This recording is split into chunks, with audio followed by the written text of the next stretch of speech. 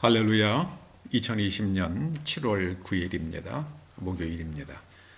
오늘 하나님께서 우리들에게 주시는 말씀은 야고보서 2장 20절에서 22절 그리고 26절 말씀입니다. 함께 말씀을 읽으시겠습니다. 허탄한 사람아, 행함이 없는 믿음이 헛것인 줄 알고자 하느냐. 우리 조상 아브라함이 그 아들 이삭을 제단에 드릴 때에 행함으로 의롭다 하심을 받은 것이 아니냐. 내가 보거니와 믿음이 그의 행함과 함께 일하고 행함으로 온전케 되었느니라. 영혼 없는 몸이 죽은 것 같이 행함이 없는 믿음은 죽은 것이니라. 아멘. 행함은 곧 행동은 의지의 결과입니다. 사람의 의지는 판단을 따라서 움직여집니다. 그리고 판단의 주체는 그 사람의 양심입니다. 양심은 선악을 분별하는 능력입니다. 하나님께서 최초의 사람 아담과 하와에게 주셨던 단 하나의 명령은 선악을 알게 하는 나무의 열매를 먹지 말라 하신 것이었습니다. 선악을 알게 하는 나무의 열매를 먹지 말라는 것은 곧 양심을 주관화하지 말라 하심입니다. 양심은 하나님으로부터 온 것입니다. 내가 양심의 주인이 되면 그 다음서부터는 하나님 말씀대로 행동하지 않습니다. 그래서 우리는 양심의 주인이 되어서는 아니 됩니다. 우리는 양심의 종이 되어야 마땅합니다. 양심을 영어로는 conscience라고 합니다. con은 함께라는 뜻이죠. science는 알다라는 뜻입니다. 함께 아는 것입니다. 하나님이 아시고 우리가 알고 내가 알고 네가 압니다. 그래서 하나님과 나, 하나님과 우리, 나와 너가 다 함께 이것이 옳은 것이고 이것이 틀린 것이라는 것을, 이것이 진실이고 이것이 거짓이라는 것을 분별하는 능력, 그것이 바로 양심입니다.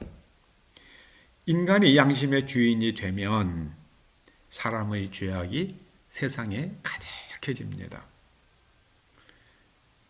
양심은 자기 자신을 객관적으로 성찰하는 능력입니다.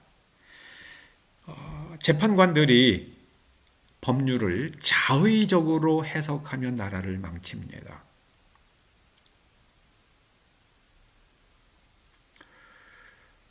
요즘 중국에서 그 식량 창고 화재가 연이어 나고 있다고 합니다.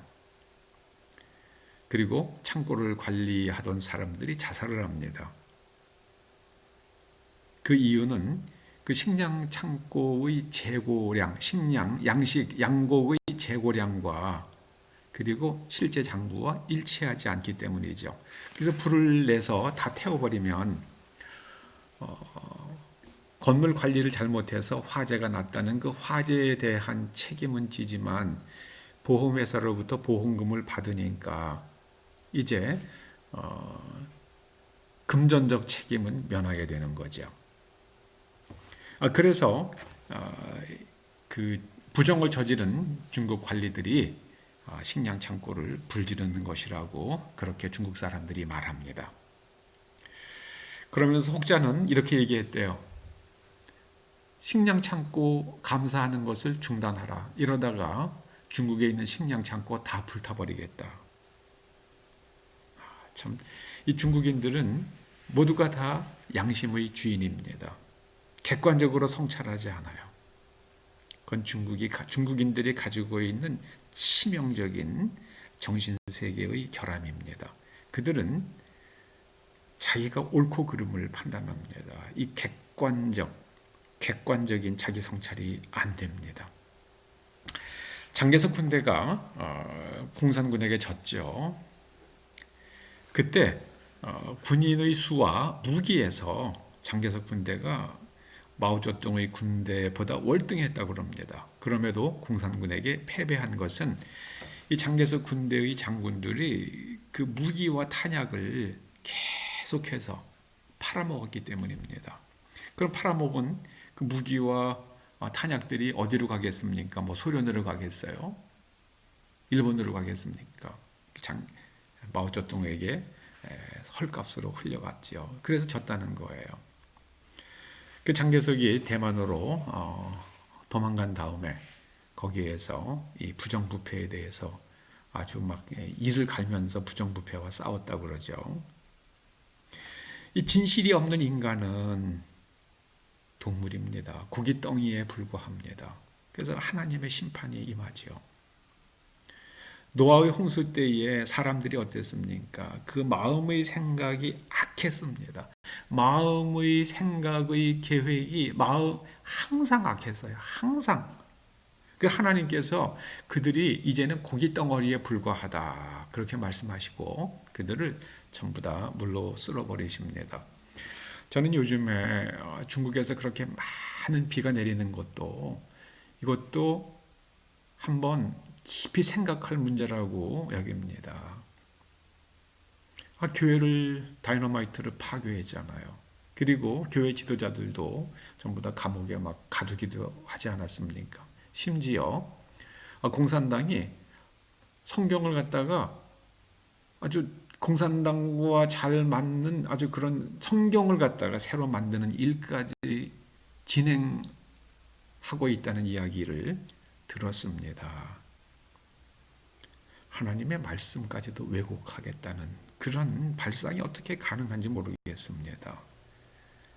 진실 없는 인간은 고깃덩이에 불과합니다. 하나님의 심판이 임합니다.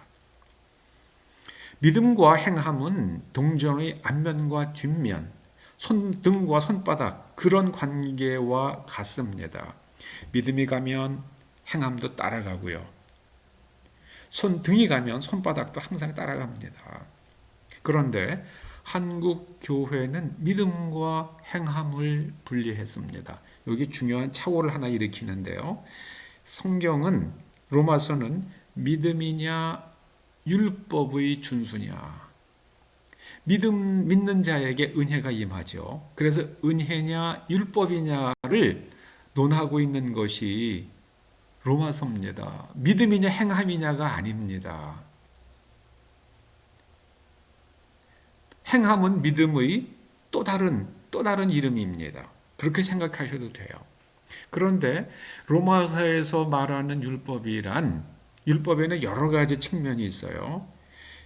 그런데 그 로마서가 말하는 율법은 의문이에요. 의문, ritual, 의식 할 때의 의자예요. ritual law, 그러니까 제사법이라고 생각하시면 돼요. 그 제사법을 잘 지켰다고 해서 사람이 의로워지는 것이 아니라 하나님 말씀이 옳다고 판단하고 그 말씀대로 사는 그 믿음으로 인해서 사람이 의로워지는 것이다. 그게 로마서의 가르침이 있는데 그것을 가리켜서 그 믿음과 행함으로 그렇게 잘못 갖다 붙였습니다. 이건 정말 아주 이거는 성경의 가르침과 어긋나는 겁니다. 믿음으로 말미암는 은혜 그리고 그것으로 우리가 구원을 받지 제사법을 잘 지킨다고 그래서 음식을 이거는 먹어도 되고 저거는 먹으면 안 되고 그런 것들을 잘 지킨다고 그래서 사람이 의로워지는 것이 아니다. 그 말씀이에요. 죽은 자가 움직이지 못하죠. 숨도 못 쉬고요. 말도 못합니다. 그래서 죽은 자가 무능력하듯 죽은 믿음은 능력이 없습니다. 교회에서 행함이 없는 믿음만 이야기하면 그리스도인들의 그리스도인다움이 없어집니다. 주님께서 말씀하셨죠. 소금이 그 맛을 잃으면 밖에 버리고 밟힐 뿐이니라. '그리스도인이 '그리스도인이 '그리스도인다움이 '없어집니다. 주님께서 말씀하셨죠. 소금이 그 맛을 잃으면 밖에 버리고 밟힐 뿐이니라. '그리스도인이 '그리스도인다움이 '없어집니다. '그리스도인이 '그리스도인다움이 '없어집니다. 믿음을 말하면서 행함이 없으면 그 맛을 잃어버린 거예요. 그 생명을 잃어버린 겁니다. 밖에 버리워서 밟혀질 것이다. 이제 사람들이 교회를 밟기 시작을 하잖아요. 제가 어렸을 때는 60년대 그 전후에서는 사람들이 종교가 없는 사람들이라도 만약에 당신이 종교를 가진다면 무교인 사람이요. 그럼 어떤 종교를 갖기 원하십니까? 그럴 때요. 제가 기억나는 게 있어요. 그때 그 여론조사한 게요. 10명 중에 8명이 교회를 가겠다 그렇게 이야기했습니다. 오늘날 만약에 종교가 없는 사람에게 당신이 종교를 선택한다면 어떤 종교를 선택하겠습니까? 라고 그럴 때 아마 그 반대로 나오지 않을까 싶어요.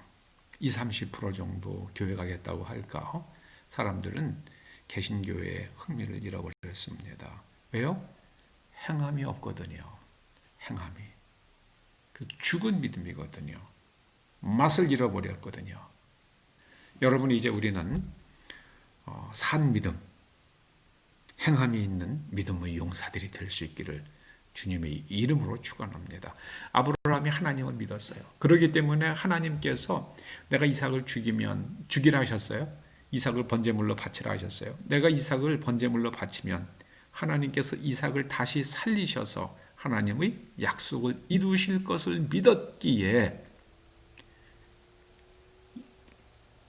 이삭을 장작 위에 올려놓고 아브라함이 칼을 들었던 겁니다.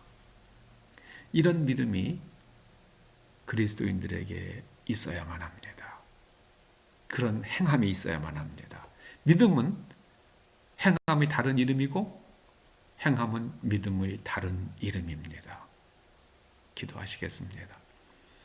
아버지 하나님, 저희가 성경에 있는 모든 말씀을 그대로 다 믿기에 성경 말씀을 그대로 실천하면서 행동에 옮기면서 살 수 있도록 기름 부어 주시옵소서. 예수님의 이름으로 기도드립니다.